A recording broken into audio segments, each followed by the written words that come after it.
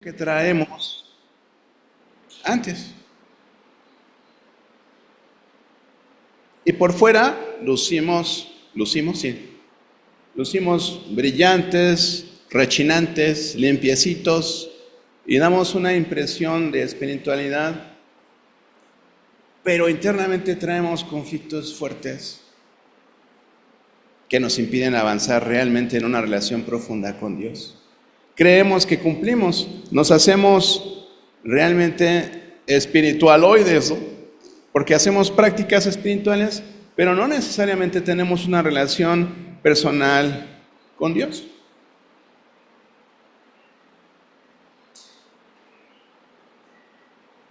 Entonces llega un momento en que el cristianismo, lejos de ayudarme a resolver esos temas que yo traigo de mi vida, vienen simplemente a camuflajearlos.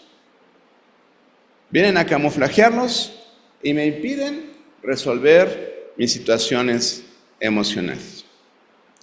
Hay un hermano que se llama Peter Scazzero y que habla mucho al respecto. De hecho, tiene un ministerio así que se llama Espiritualidad Emocionalmente Sana y escribe mucho al respecto. Vamos a empezar a trabajar un poquito con los materiales de este ministerio. Y el día de hoy pues es como una introducción o el spoiler, ¿verdad?, de lo que va a ser más adelante, algo más profundo a lo que tenemos que llegar. Porque así como les estoy viendo ahorita a ustedes sus cuerpos, yo no puedo ver sus almas. Y tampoco puedo ver sus espíritus. Entonces lo que estoy viendo es como la punta de un iceberg. ¿Sí saben qué es un iceberg? Esas cosas, bloques de hielo que están ahí en los polos, en el agua, y que tú ves nada más así como que una puntita en la parte de arriba, y abajo son unos bloques así inmensos, tremendos de hielo, ¿no? Entonces, aquí lo que estamos viendo es la punta del iceberg. Incluso ustedes me ven a mí y me ven de aquí para arriba, ¿no? Dicen, ¿qué habrá más abajo? Ah, bueno, pues una masa tremenda de hielo, ¿no? Y ese es el iceberg, ¿no? Todo eso que es tu iceberg, ¿no?, son todas esas situaciones que no has podido resolver, que a veces te impiden tomar la cena del Señor y dices, no, pero es que ya el acusador me ha estado diciendo que yo hice esto y que hice esto otro y que entonces no soy un cristiano real. ¿Cuántas veces no escuchas esa vocecita que dice, ay, hipócrita, otra vez vas a ir a la iglesia? Ay, sí, ponte tu corbatita. Ay, qué lindo tu saquito. Tan bello. Pero eres un hipócrita. ¿Te acuerdas cómo le hablaste a tu mamá? ¿Te acuerdas cómo pateaste a tu hermanito? ¿Te acuerdas cómo defraudaste en tu trabajo? ¿Te acuerdas cómo se la chiflaste al microbusero en la mañana? ¿No? Entonces te acuerdas, ay, el pastor Nelson enseñaba que el evangelio se vive las 24 horas del día, los 365 días del año, los 7 días de la semana, los 12 meses del año, ¿no? Y no es diferente a lo que yo les he expuesto, ¿no? Cuando decimos tenemos que ser cristianos radicales todo el tiempo, ¿no? Entonces, ¿qué pasa con todas esas experiencias espirituales, hermano Hugo, que yo he tenido de reuniones de oración, de veladas de oración, de ayunos, de alabanzas profundas que me penetran y me transforman, ¿no? Pues yo no estoy diciendo que no hayas tenido experiencias espirituales reales, ¿no? Pero, ¿realmente te está yendo bien? ¿Realmente te está yendo bien? ¿Cómo va tu vida social? ¿Tienes amiguitos con quien compartir? ¿Gente sana con la que compartes? ¿Cómo está tu mundo interior? ¿Cómo estás interiormente? ¿Realmente estás en orden? ¿Estás contento? ¿Estás satisfecho?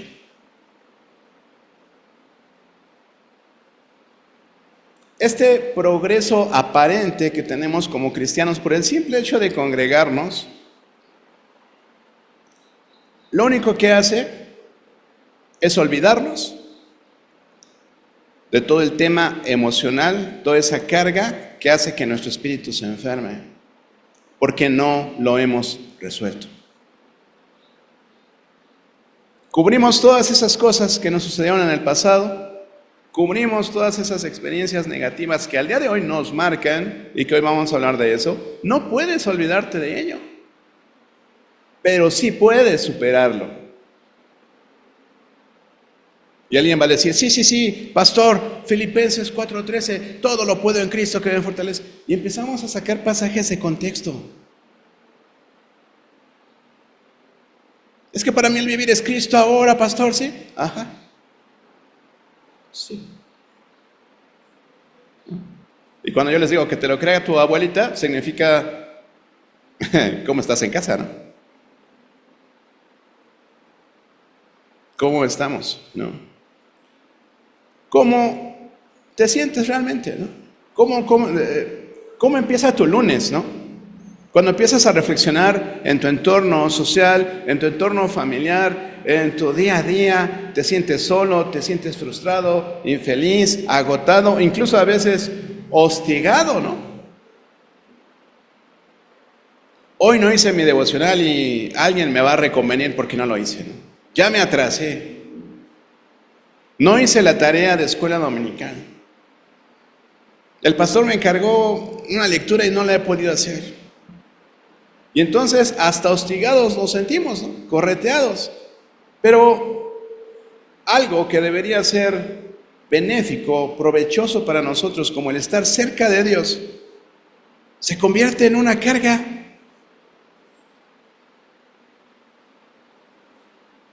El pastor me encargó que leyera todo el Evangelio de Juan en una semana.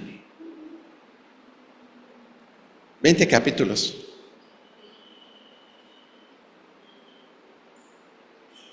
¿Cómo lo logro, no?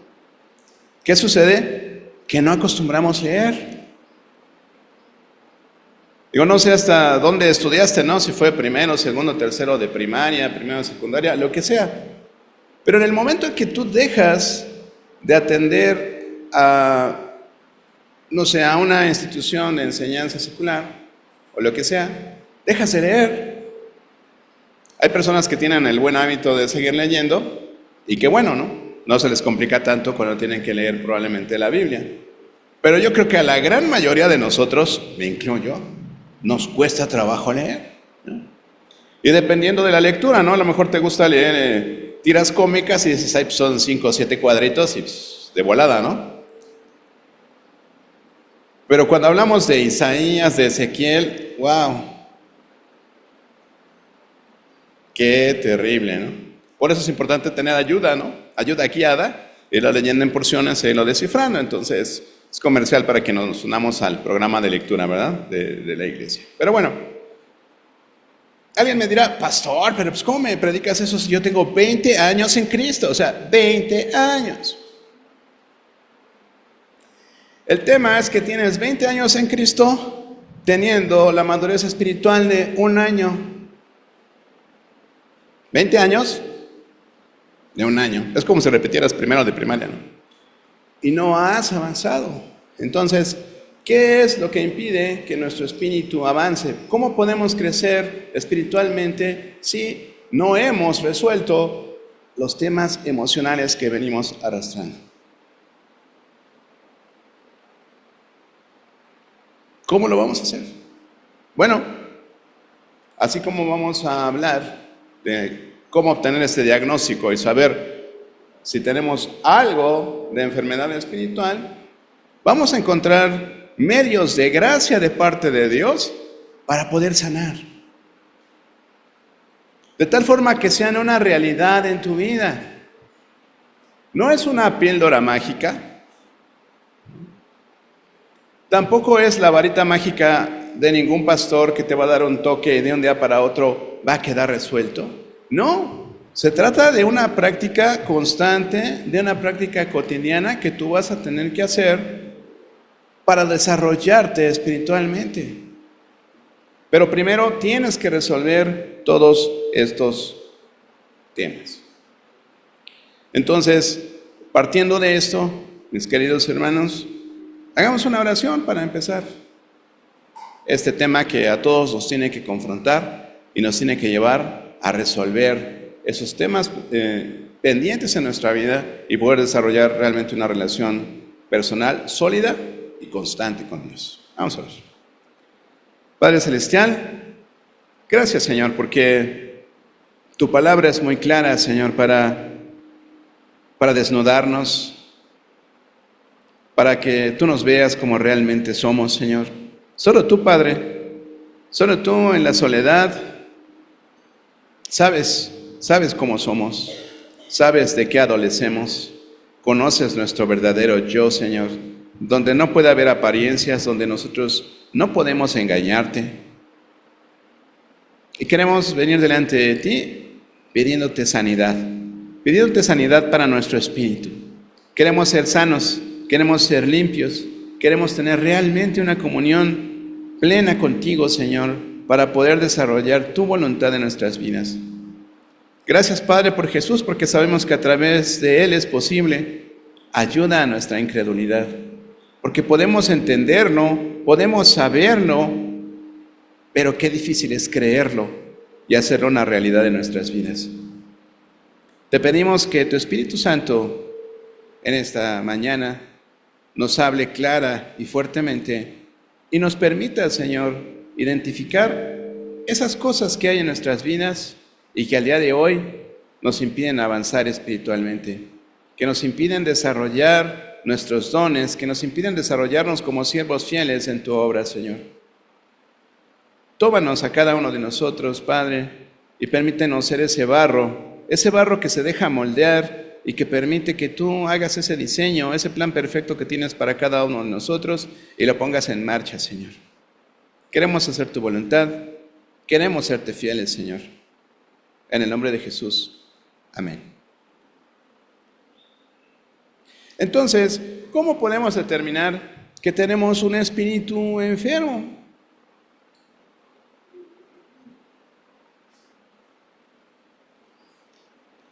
Antes de que empieces a colgarle estos síntomas al de al lado, te recomiendo que te identifiques con alguno de ellos. O con 2, o con 3, o con 10 de esos síntomas. Y que tú digas, sí es cierto, Señor. Yo tengo ese síntoma. Yo estoy enfermo espiritualmente. Yo no he podido avanzar por esto que traigo en mi vida. Entonces, vamos a determinar 10 síntomas que pudieran estar presentes en tu vida y que determinan que hay una enfermedad espiritual.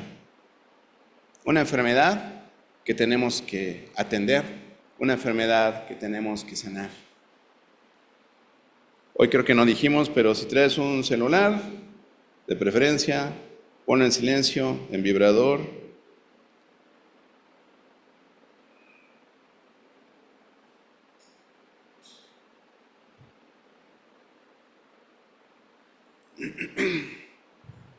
Y te voy a invitar que vayamos al Salmo 143.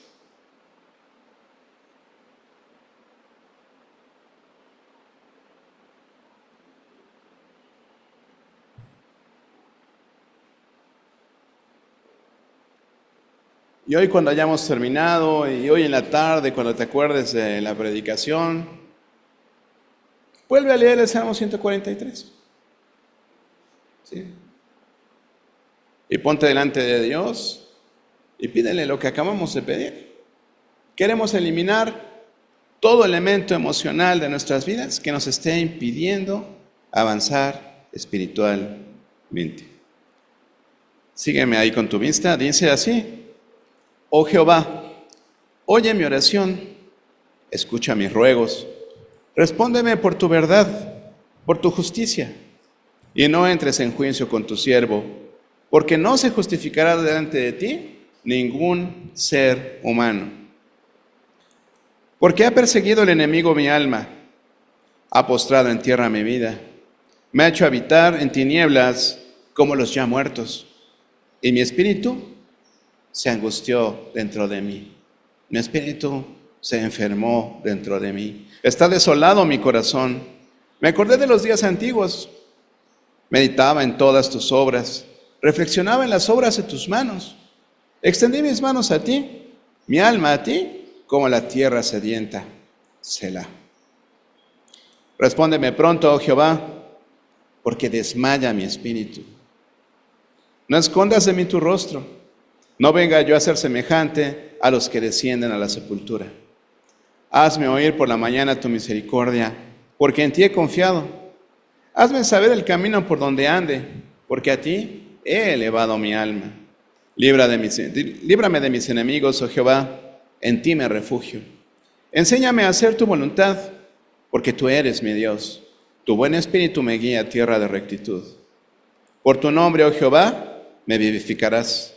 Por tu justicia sacarás mi alma de angustia, y por tu misericordia disiparás a mis enemigos y destruirás a todos los adversarios de mi alma, porque yo soy tu siervo.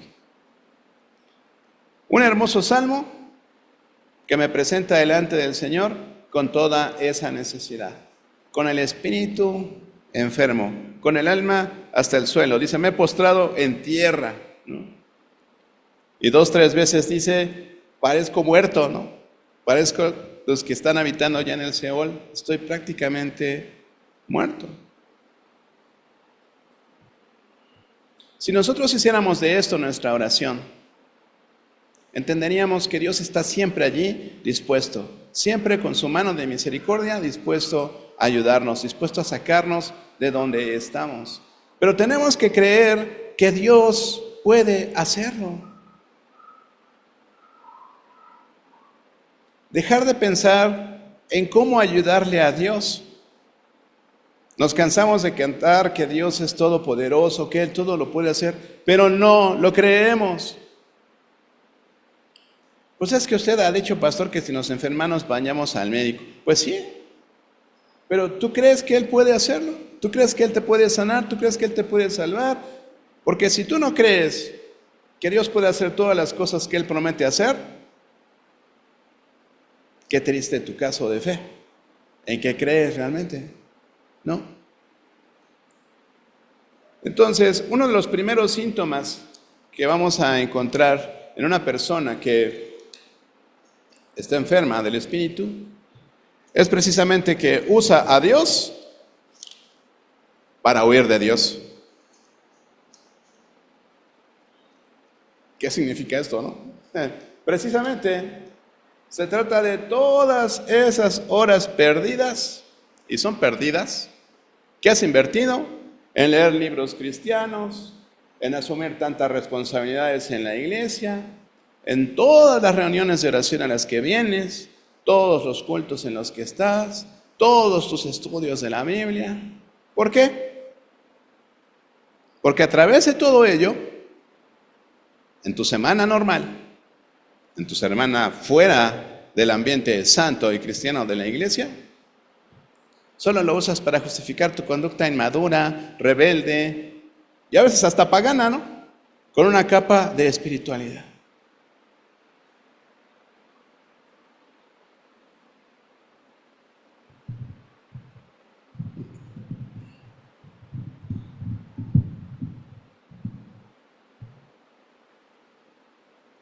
¿Me escuchas bien, Alan? Sí. Seamos para que no, yo no escucho bien cómo me están escuchando. Entonces, eso es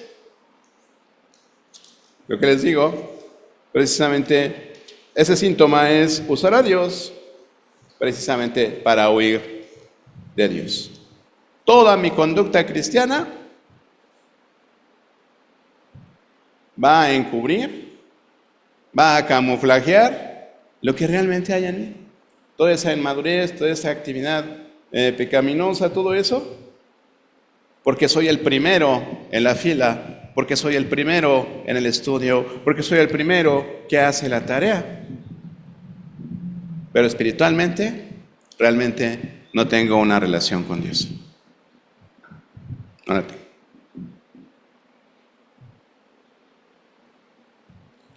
Otro de los síntomas que es muy común, ¿por qué? Porque a veces hasta lo predicamos, ¿no? Pero lo malentendemos. El segundo síntoma sería no hacer caso de nuestros sentimientos, como la ira, la tristeza y el miedo. Y otros más, ¿no? La vergüenza, otros sentimientos que pudieran ser como tipo negativos, ¿no?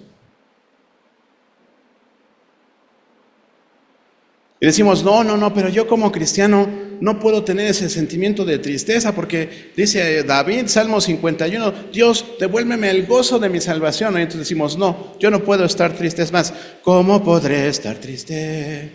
Como entre sombras ir, ¿no? Y me pongo a cantar. O estoy en peligro y digo, no, yo no puedo tener miedo, no debo tener miedo. No es de cristianos tener miedo. Sé que es esas lágrimas, no es de cristianos estar triste.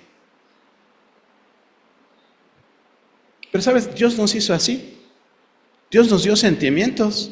El alma guarda nuestras emociones y nosotros tratamos de suprimir esos sentimientos, ¿no? Si sentimos miedo, decimos, ay, el Salmo 91, sí. ¿Cómo dice? Le voy a hablar al hermano que sí se lo sabe de memoria. A ver, el que habita el abrigo del Altísimo morará bajo la sombra del Omnipotente. Diré yo a Jehová, castillo mío, roca mía, mi Dios en quien confiaré. Él me librará del lazo del destructor. Ya no se me lo sé, ¿no? Del lazo del destructor, del lazo del cazador, de la peste destructora. Y decimos, y reprimimos nuestros sentimientos. Pero no es malo manifestar nuestros sentimientos. Y entonces cuando llegamos a la iglesia nos preguntan, ¿cómo estás? No, en victoria, hermano. Aleluya. ¿No? Sí.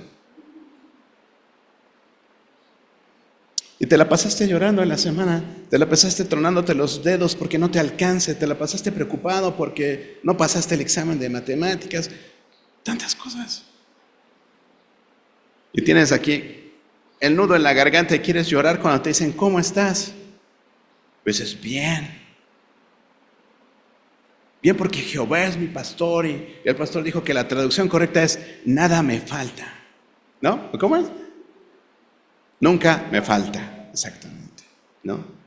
Jehová es mi pastor y nunca me falta. Y entonces, ¿qué pasa? Otra vez,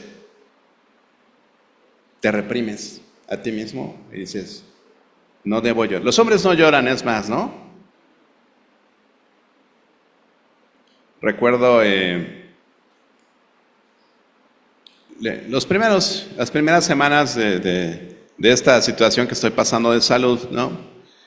Y trataba yo hice el experimento de sacar mi carro y de estacionarlo ahí en la casa, ¿no? Debo reconocer que me ganó el sentimiento. Porque no pude. Sí pude, pero me sentí muy mal, ¿no?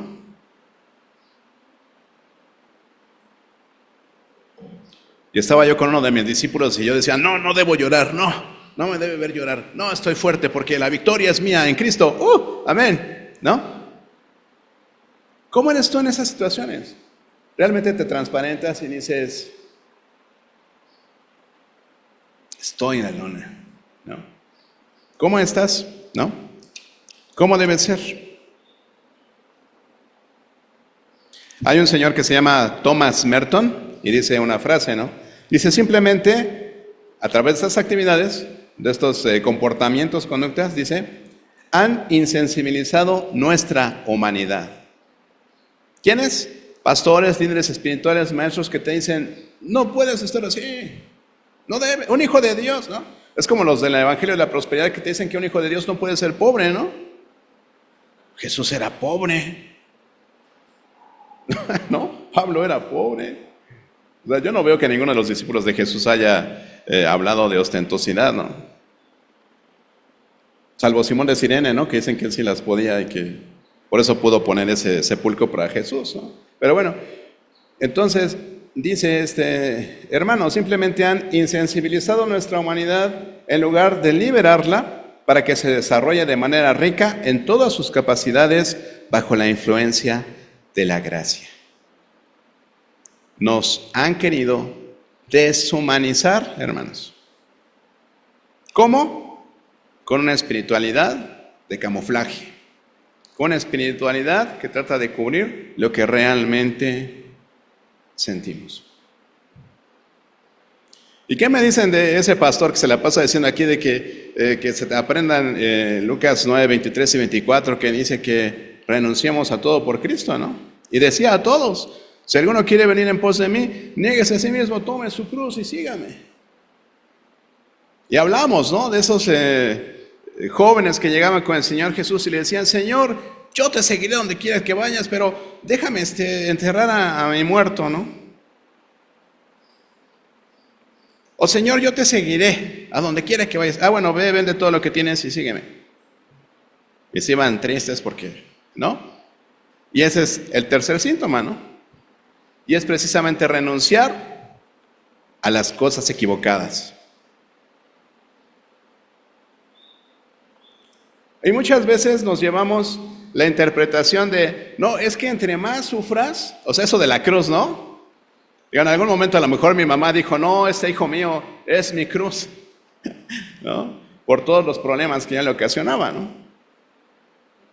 ¿Cuál es tu cruz, no?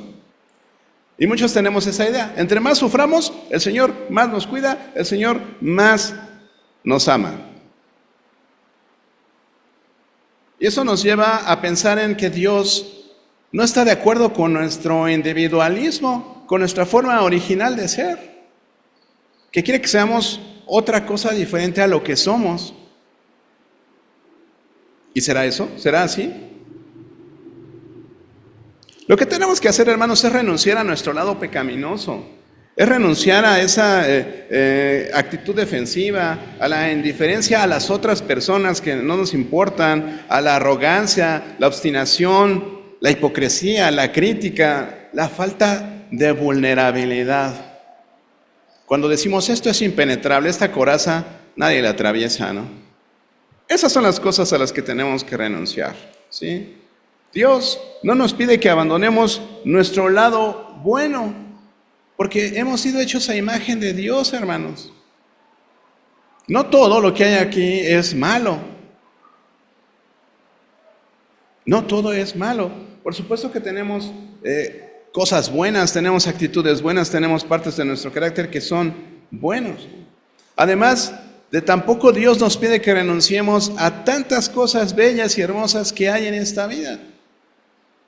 Tantas cosas que nos dan placer, que nos hacen ponernos contentos, felices, como la amistad, la alegría, el arte, la música, la belleza, la recreación, incluso la sana recreación, la naturaleza, ¿no?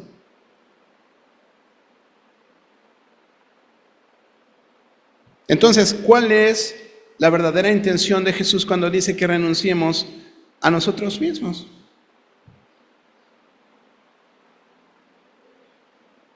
Lo que Él quiere hacer, hermanos, es desarrollar precisamente ese ser interno, ese ser más profundo, ese ser verdadero que somos nosotros y que seamos plenamente compenetrados en nuestra comunión con Dios, con Jesús. Todos tenemos cualidades especiales, hermanos. Todos lo tenemos. Y esas cualidades buenas, esas cualidades especiales lo reflejan a Él. Utilicé una palabra incorrecta ahora que hablé del fruto del Espíritu, que dije inerte y era más bien inerme, ¿no? Pero es todo eso que tenemos en potencia en nosotros para hacer cosas buenas, para hacer la voluntad de Dios, para que el fruto del Espíritu Santo se desarrolle en nosotros. Todo eso está allí, hermanos. Todo eso está allí. Y es parte de nuestro proceso de santificación. El ser más como Jesús es parte de ese proceso. El desarrollar las cosas buenas, el desarrollar cualidades de carácter positivas, precisamente para impactar a otros a través de ello. Pero buscamos renunciar a cosas equivocadas, ¿no? Decimos, no, es que Dios ya no quiere que me ría así, ¿no? Dios ya no quiere que estornude tan fuerte, ¿no? Y no entendemos realmente a lo que Dios quiere que renunciemos. Somos originales, hermanos. Y esas piezas originales que Dios creó, quiere que sean desarrolladas y sean de impacto a otros al estar, obviamente, al servicio de Dios. El cuarto síntoma: negar el impacto que el pasado tiene en el presente. Nuevamente hablamos de la automagia, ¿no? Automágicamente leemos Juan 3, leemos 2 de Corintios 5, decimos, es que soy una nueva criatura, ¿no? Soy una nueva criatura, soy una nueva creación, las cosas viejas pasaron, ¿qué? He nacido otra vez, ¿no? Es un mix precisamente de Juan 3 con 2 de Corintios 5, ese coro. Y decimos, somos un milagro de Dios, nacimos de nuevo, somos seres totalmente diferentes. Pero mucho ojo, justo aquí es donde decimos, el pasado ya no se enseñorea de mí. Díganme, ¿en dónde está eso escrito en la Biblia? Es que dice que nuestros pecados van a ser arrojados al mar y que tan lejos como esté el oriente del occidente. Ajá. Sí, tus pecados, ¿no? Y Jesús es el Cordero de Dios que quita el pecado del mundo.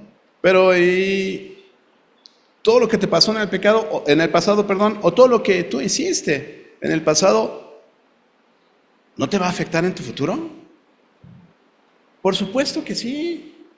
Y ese es un síntoma más. Creemos que las brujerías que hacía nuestra abuelita no nos van a afectar. Creemos que el carácter que tenía nuestro papá no nos va a afectar.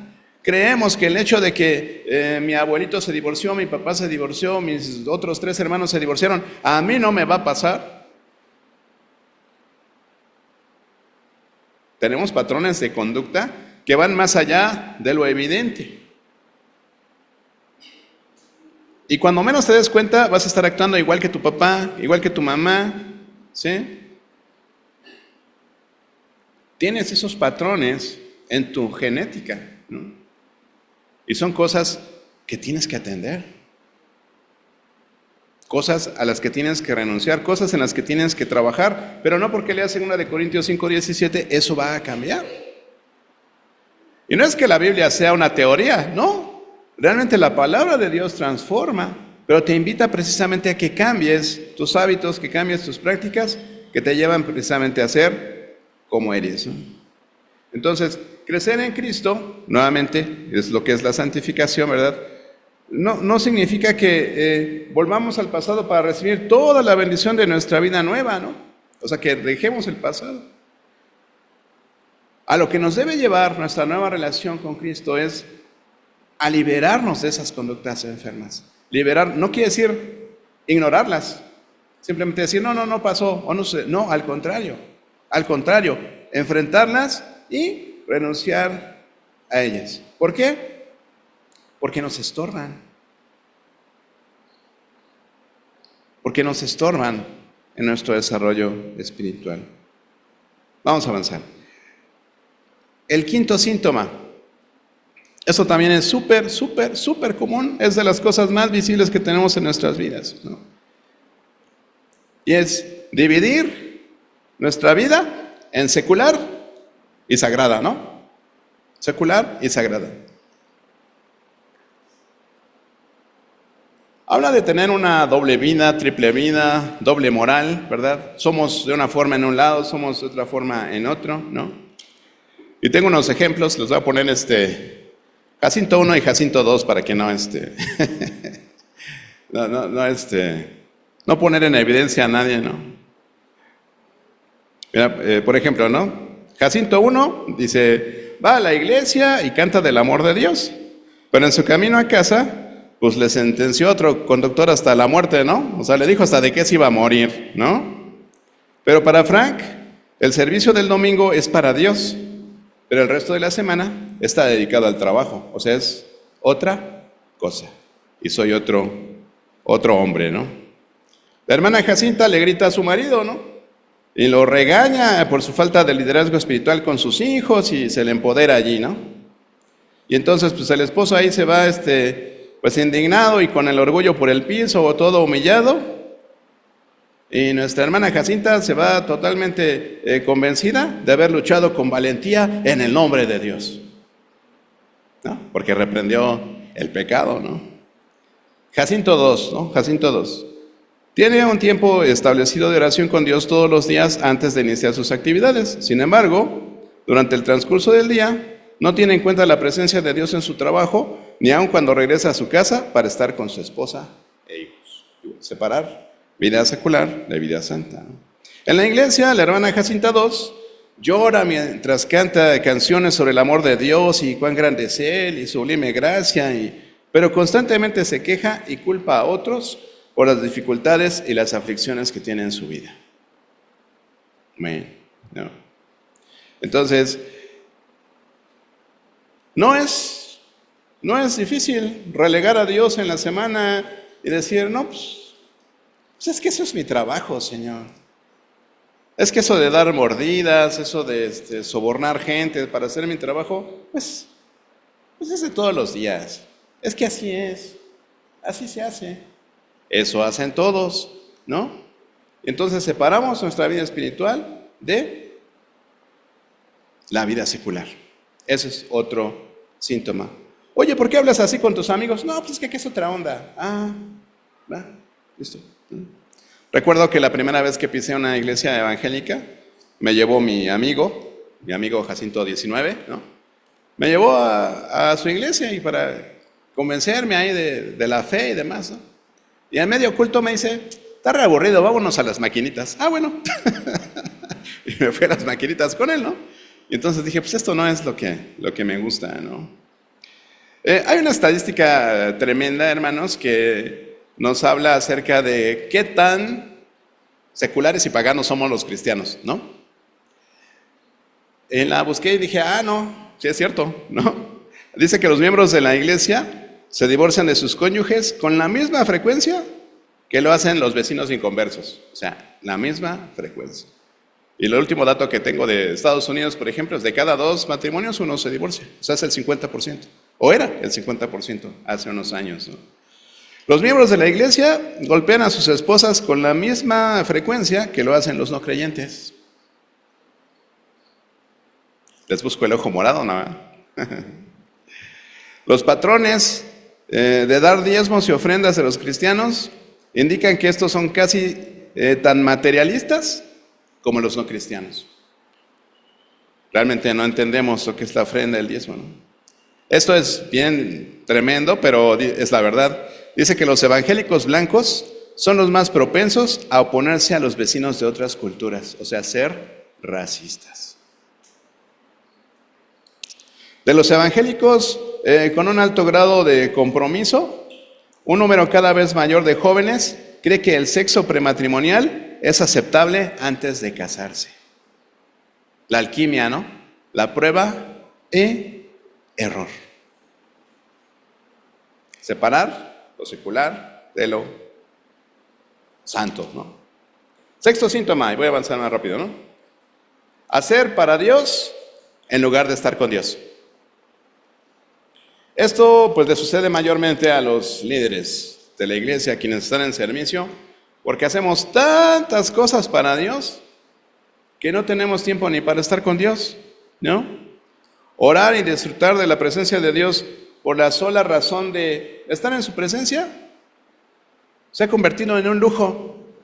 No, espérate, Señor, porque tengo que imprimir las copias de la clase de hoy. Espérame, Señor, porque estoy terminando la manualidad para el desayuno de mujeres. No, Señor, espérame, porque le tengo que dar las croquetas a mi perro. No, ya no me dio tiempo, Señor. te veo mejor en la noche porque ya tengo que ir a votar y van a cerrar la casilla, ¿no? Entonces, hacemos cosas para Dios con mayor prioridad que estar con Dios. Así lo hacemos. Y tenemos ideas, malas ideas, ¿no? De lo que es el servicio a Dios. Decimos, trabajar mucho para Dios es una señal inconfundible de una espiritualidad cada vez mayor. Tache, no es. Todo depende de ti y nunca habrás terminado mientras estés vivo en la tierra. Todo depende de ti, el evangelismo mundial, que estén todas las sillas, que los coros estén bien bonitos, todo eso depende de ti. Otra idea que tenemos es que Dios no puede hacer nada a menos de que nosotros oremos. Eso no es así. Dios tiene un plan, ¿no? Otra de las cosas que pensamos, eres responsable de compartir a Cristo en todo momento con las personas que están a tu alrededor o todas se van a ir al infierno. Pero eso nos has dicho, Pastor Hugo. Nos vamos con esa idea a veces, ¿no? De no, yo soy responsable de todos y cada uno de los seres en este planeta, de todas las viudas, los huérfanos, los desamparados. Y entonces, pues no tienes tiempo para estar con Dios porque tienes muchas cosas que hacer para Dios. Y el séptimo, bueno, antes de eso, ¿no? Yo no estoy diciendo que estas cosas sean incorrectas, pero se convierten en incorrectas cuando pasan a sustituir tu comunión personal con Dios. Cuando son tu afán, tu preocupación, lo que te mueve.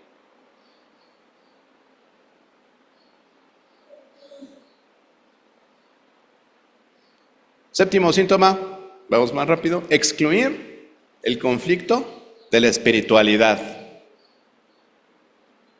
Esto nos va a sonar a muchos, ¿no? A nadie nos gusta tener conflictos con nadie, ¿verdad? Yo no creo que nadie se levante pensando, hoy me voy a pelear con la hermana Jacinta si no trajo cuernitos de jamón, ¿no? Yo no creo que alguien se levante queriendo tener conflictos con nadie, ¿no? Pero además de no querer tener conflictos, ¿cómo nos cuesta enfrentarlos? Creemos que es pecado prácticamente señalar a los hermanos y decirles que está mal, ¿no? ¿Por qué? Porque normalmente todos traemos una carga emocional fuertísima, más allá de lo racional. En vez de razonar, perdóname, sí, estuvo mal. Decimos, ya traes algo personal conmigo, ¿qué? ¿Otra vez me vas a regañar? ¿Por qué me vuelves a decir lo mismo? Entonces, nos ponemos en un plan muy emocional. Entonces, la mejor práctica en la iglesia, en cuanto a los conflictos, pues es disimular los problemas y muchas veces ocultarlos, ¿no? No, ya no le voy a decir nada porque siempre me lo toma a mal. No, ni le digas, no va a cambiar. No lo va a resolver, ¿no?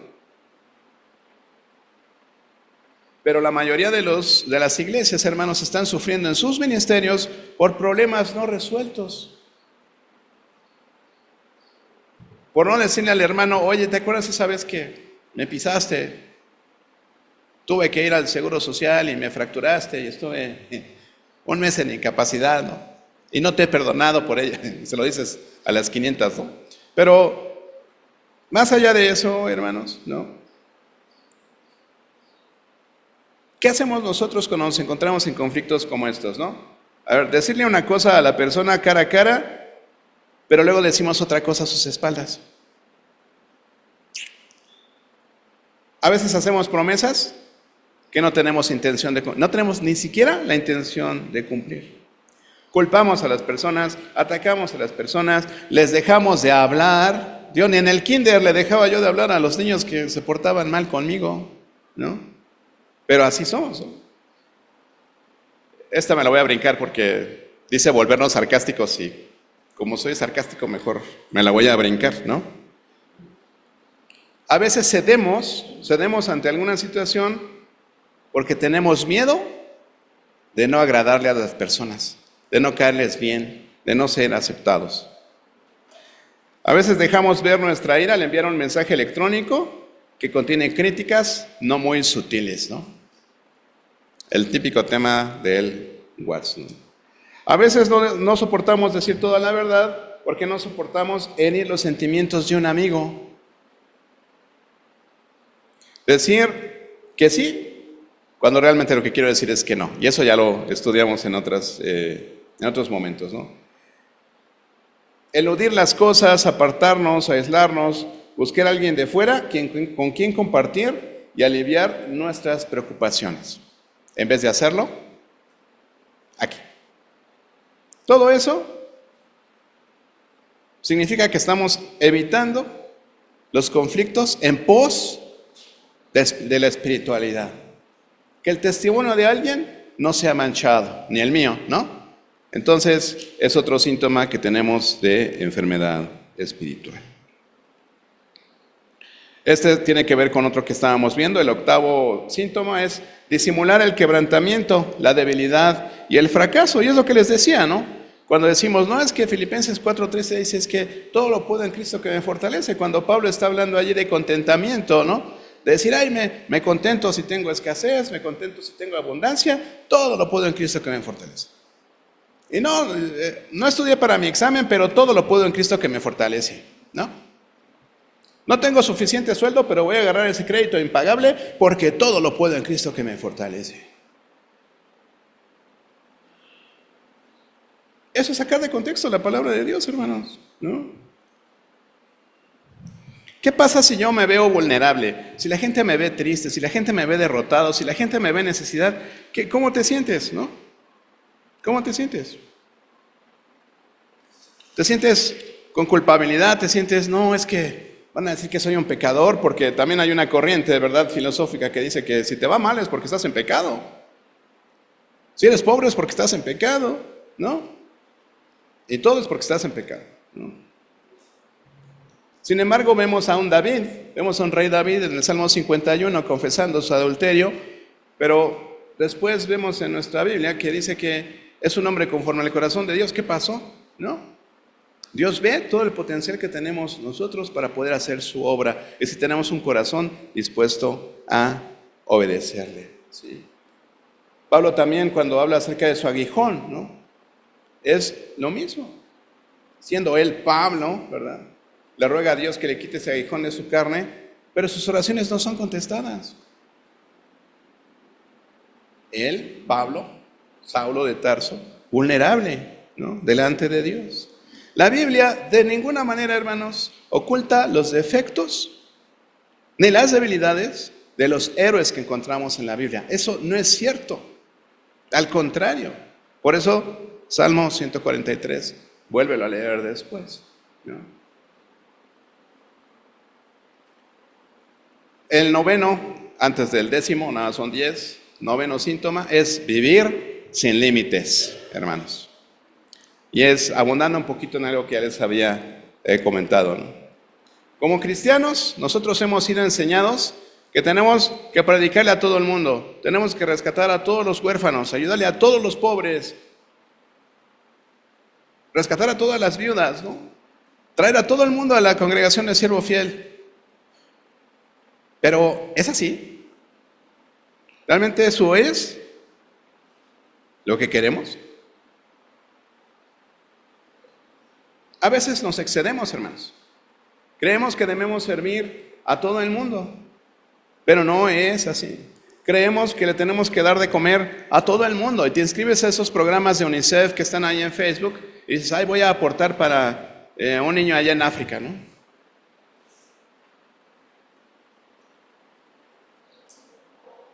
Yo te haría una pregunta.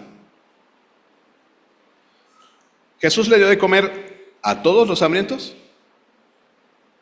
¿Sanó a todos los enfermos? Ustedes tienen que decir, no. ¿Resucitó a todos los muertos? Ok. Entonces, ¿qué te hace pensar que tú sí? Lo tienes que hacer. Entonces, no tenemos límites. No podemos servir a todos los que están en necesidad. ¿Por qué? Porque somos seres humanos, limitados en recursos, limitados en fe, limitados en todo, ¿no? Y muchas veces utilizamos este argumento para no estar cerca de Dios. Es que fui a visitar a los huérfanos. Bueno, un caso ahí específico.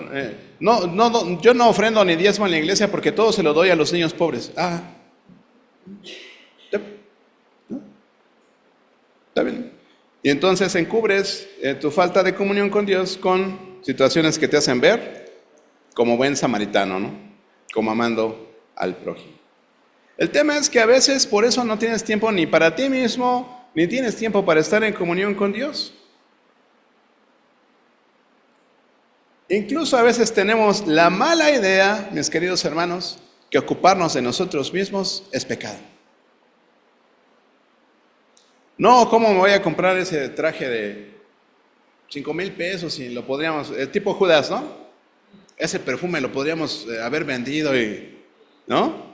Y repartirlo a los pobres. ¿Ven? Pero sin embargo Jesús dejó que vertieran ese perfume en sus pies. Entonces, ¿a quién estamos siguiendo, hermanos? ¿Ves cómo es bien fácil que te hagas tu propia religión? Eso es hacerte tu propia religión, pero realmente estás dañado espiritualmente. Hay otro hermano que se apellida Palmer, Parker Palmer, dice, el cuidado de uno mismo jamás es un acto egoísta, porque hay gente que piensa que son actos egoístas, ¿no? Es simplemente la correcta administración del único don que tenemos, el regalo que poseo para ofrecérselo a otros y por el cual fuimos puestos en la tierra. En todo momento podemos escuchar al ser verdadero y cuidarlo como es necesario, o sea, nosotros. No lo hacemos únicamente para nosotros, sino por los muchos otros cuyas vidas tocamos. Si nosotros no estamos bien, si nosotros no estamos completos, no vamos a poder hacer algo valioso por los demás. Y termino con esto, que también nos sucede a muchos, ¿no? Nos sucede a muchos. Y es juzgar el viaje espiritual de otras personas. Es un deporte muy practicado por los cristianos.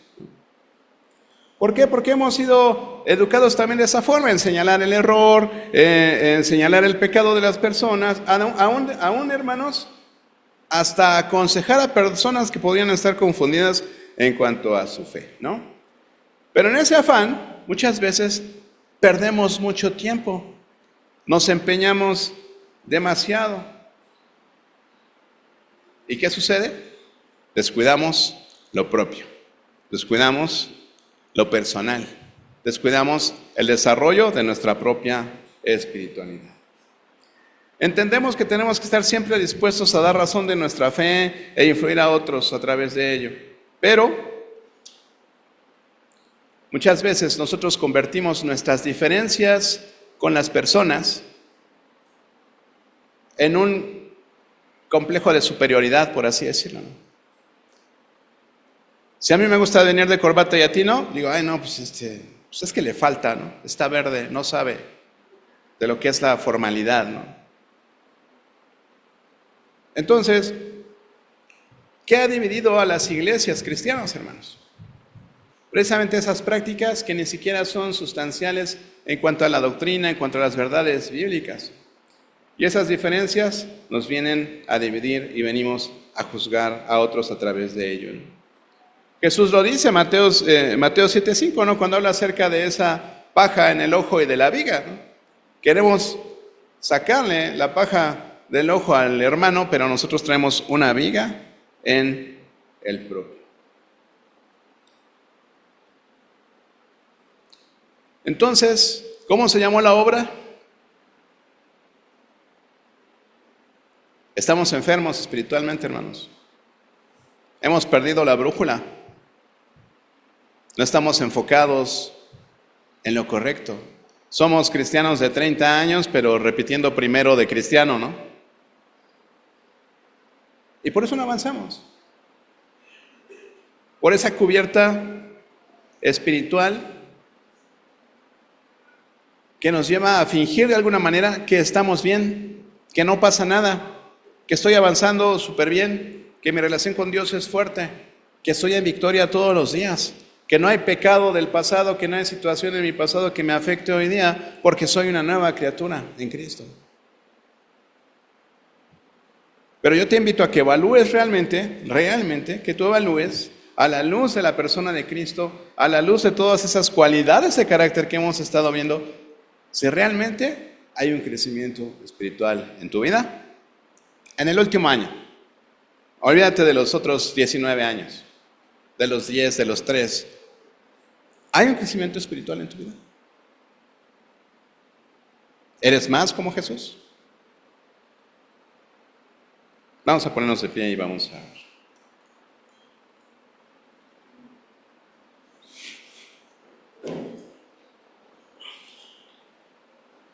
Antes de poder alcanzar ese crecimiento espiritual real, hermanos, debemos admitir nuestra condición real delante de Dios y trabajar en sanar esas áreas donde emocionalmente estamos atascados. Y usar las herramientas, las medicinas, ¿verdad? Los recursos que el Señor nos da para sanar esas áreas y que es justo lo que vamos a revisar en las 3 semanas siguientes. Vamos a orar. Inclina tu rostro, por favor, cierra tus ojos y vamos a hablar con el Padre Celestial. Amado Dios y bendito Padre, te damos tantas gracias por tu palabra, Señor. Te damos tantas gracias por tu Espíritu Santo que mora en nosotros, que somos ahora su templo, Señor. Gracias porque tu palabra nos revela, Señor, qué tan lejos estamos de crecer espiritualmente, porque seguimos viendo la paja en el ojo de ajeno, cuando nosotros, Señor, traemos todas estas cargas en nosotros, cuando traemos todas estas malas prácticas de nuestro cristianismo, cuando traemos esa religión que ni siquiera es la que tú nos has enseñado, Señor. Yo te quiero pedir en esta tarde ya, Señor, que tú hagas una realidad en nuestras vidas tu palabra, Señor, que nos permitas atender, que nos permitas resolver todas esas situaciones que al día de hoy nos impiden crecer espiritualmente. Ayúdanos a entender que somos hechos a tu imagen y semejanza y que tú quieres, Señor, que seamos perfeccionados a través de tu palabra. No hay otra forma, Señor.